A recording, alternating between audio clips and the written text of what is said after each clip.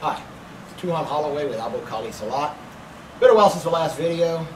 Haven't had many questions recently, so if you do have any questions or anything about this art, please send them in to our email address on our website, www.albokalisalat.org.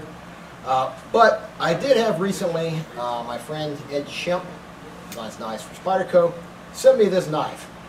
And this is the Schempp Tuff.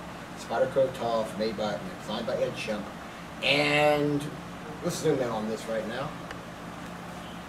This knife is interesting in that it has G10 here, a lot of dimples in here for finger placement. On the other side is titanium. Clips on the titanium side. It is fully reversible, so you can put the clip on the other side if you want. The blade is very, very thick for a folding knife. Very thick. But it has this blood groove or fuller to lighten this knife, and also that provides strength when you start going a little thinner on the blade down here without adding weight. It actually takes weight away. So this is a fairly big knife, fairly hefty knife. In fact, when you first get it, it's pretty heavy. That's what you end up thinking. This is one of those knives that, like some handguns, it carries smaller than it originally feels. I've got a Glock 21 that I carry a lot in my job, and it's a big gun and it carries big, even though it's lighter than some other guns.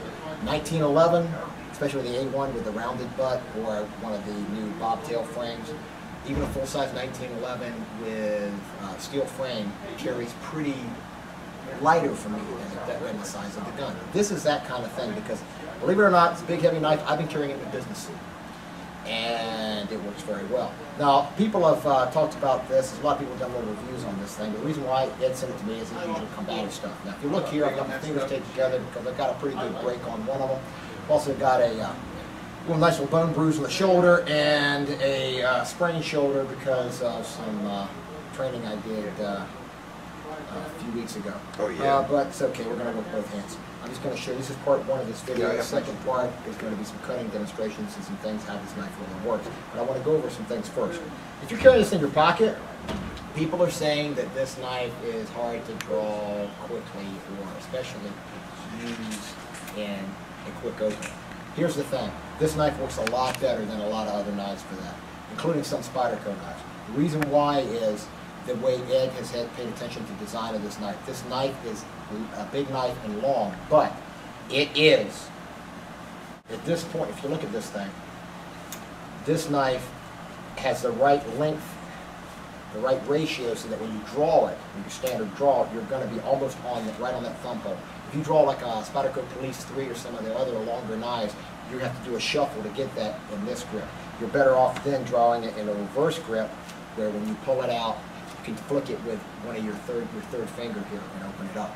Now, this knife is a very strong detent, and this has not been loosened up much. I've only had this a couple of weeks and I haven't played with it all as much as normal because I was out of town, and then I ended up busting my finger up out of town doing some training. So, but I want to show you something. This, compared to this is a cold steel Espada, the largest Espada. This is a large knife, very large knife. This works pulling out from a draw only because you're going to have to do shuffling to get down to here. It works great for two reasons.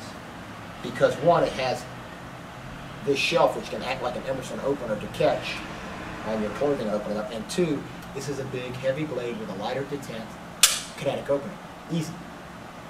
This one has a heavier detent. Kinetic openings can be very difficult. Mechanically can be done, but it's not reliable. But it's very reliable to open this thing. Let me show you. People will say, oh, you can't combat open it. I'm here. All I need to do to open this, there it is. It's simple. All you have to do is you start it out with your thumb and you flip it. Flip the wrist. It's very easy. I can do it with the thumb. Remember, this is what I want the hand with the broken finger. I can do it with the index finger. I can do it in reverse grip.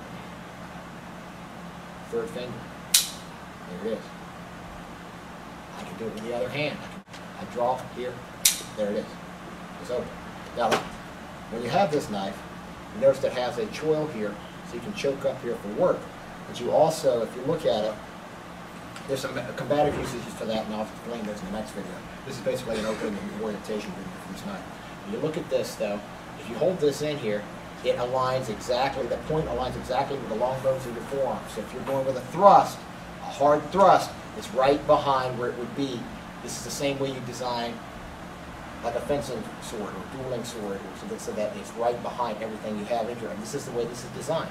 It happens to be good for dropping the edge and the way it has to do it for cutting for utility usage. It also happens to be an excellent design for stabbing and those kind of uses for this blade. It's very nimble. You notice heavy.